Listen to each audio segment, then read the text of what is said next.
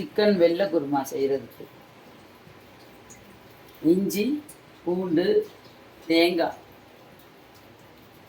மல்லி புதினா தக்காளி பழம் 2 போட்டுக்கணும், ரொம்ப போடக்கூடாது தக்காளி, வெங்காயம், பாதாம் பருப்பு, முந்திரி, கசகசா சுடுதண்ணியில் ஊற வச்சிடணும், தயிர் நல்லா மிக்சியில் அடித்து வச்சு ஊற்றணும், லெமன் பாதி பழம், பட்டை கிராம்பு ஏலக்காய் இலை தாளிக்கிறதுக்கு தேவையான அளவு உப்பு, பச்சை மிளகாய் தான் போடணும், மிளகாத்தூள் போடக்கூடாது.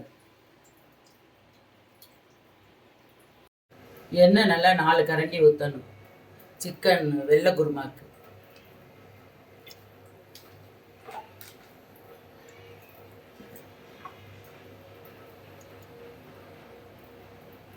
நெய் 2 ஸ்பூன் போட்டுக்கணும்.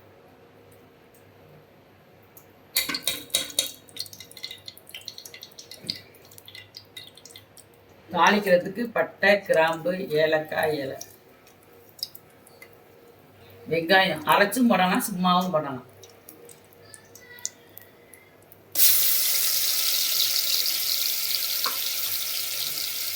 வெங்காயம் நல்லா கொஞ்சம் வதங்கணும். தக்காளி 2 பழம், ரொம்ப போட வேணாம் தக்காளி. தக்காளி நல்லா வதங்கணும். உரப்புக்கு பச்சை மிளகாய், மிளகாய்த்தூள் வேண்டாம், ரொம்ப உரப்பாக வேணும்னா மிளகாய்த்தூள் கொஞ்சம் போட்டுக்கணும். தக்காளி நல்லா வதங்கிடுச்சு. இப்போ சிக்கன் எடுத்துக்கணும்.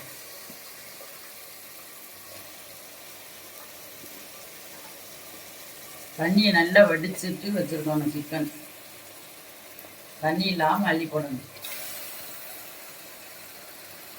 போடணும். இப்போதான் கிண்டி விட்டு நல்லா வேகணும். தண்ணி நல்லா வற்றினோன்னு இஞ்சி பூண்டு போடணும். நல்லா வற்றினோன்னே தான் போடணும். அப்போதான் இந்த ஸ்மெல் வாடை இருக்காது.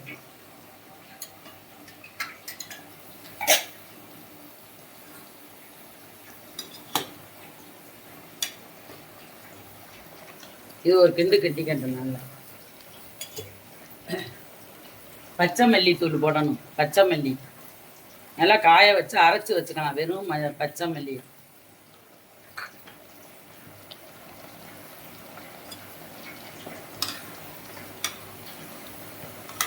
மஞ்சத்தூள் போடக்கூடாது. தயிர் மிக்சியில் அடித்து வச்சுக்கணும்.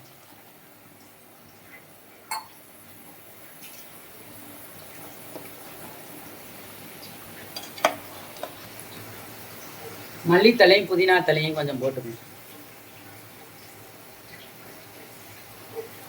போட்டு கொஞ்சம் நேரம் கறி நல்லா வேகணும். விசில் வச்சு இறக்கிட்டு அப்புறம் தான் தேங்காய் ஊற்றணும்.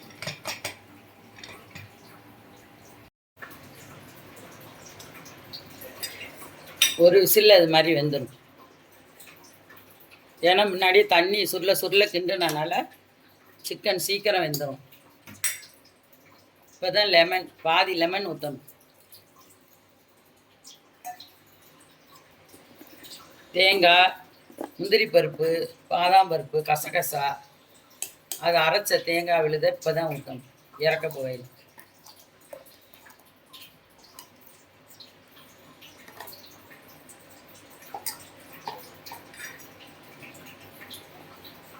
கொலகொலப்பு இனிமே தான் வரும். வேணும்னா கொஞ்சம் தண்ணி ஊற்றிக்கலாம். இந்த கறிக்கு இந்த அளவு தான் வைக்கணும். இதுக்கு மேலே தண்ணியாக வச்சா நல்லா இருக்காது. ஒரு கொதிக்கட்டும். இந்த வீடியோ பிடிச்சிருந்துச்சுன்னா வெள்ளை குருமா தேங்காய் ஊற்றணுன்னு இது மாதிரி இறக்கிடணும். இந்த வீடியோ பிடிச்சிருந்துச்சுன்னா லைக் பண்ணுங்கள், ஷேர் பண்ணுங்கள், சப்ஸ்கிரைப் பண்ணுங்கள்.